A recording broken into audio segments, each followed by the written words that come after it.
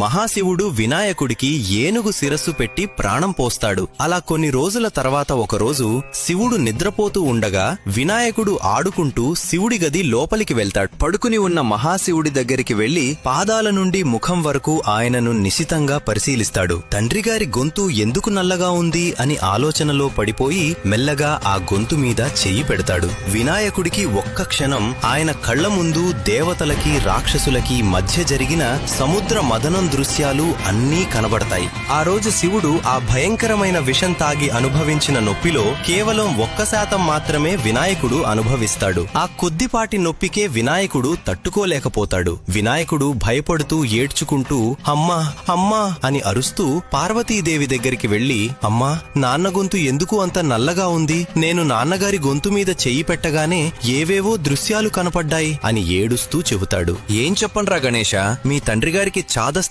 చాలా ఎక్కువ.